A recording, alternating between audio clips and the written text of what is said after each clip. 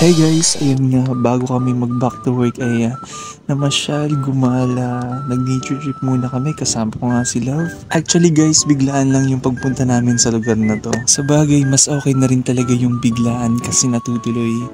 Kesa naman yung nagplano kayo hanggang sa maging drawing nilang lahat. So ayun nga guys, napadpad kami dito sa Barangay Stanza, Lingayen, Pangasinan. Medyo napaaga nga yung dating namin dito. Tirik na tirik pa ang araw, kakaunti pa lamang yung mga namamasyal. Pero around 4:30 PM naman nagsisidatingan na yung mga tao. Talagang dinarayo siya dahil sa nakaka-relax na view. Mula dito sa Istanza Beach ay tanaw na tanaw mo na rin yung Sual Power Plant. Sobrang ganda nga dito guys, parang nasa ibang bansa. Sobrang worth it ng biyahe, hindi ka talaga magsisisi. Ayan nga, si ate nagtitake ng pictures, may mga naliligo rin sa beach. So, doble ingat lang guys, safety first pa rin tayo. Yan naman si Love, busy sa pag-take ng photos. Photographer yan.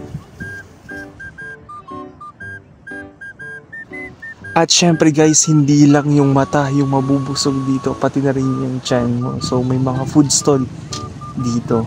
So pwede kayong mag food trip. So hanggang dito na lang tayo guys. See you next next vlog. And thank you for watching. God bless.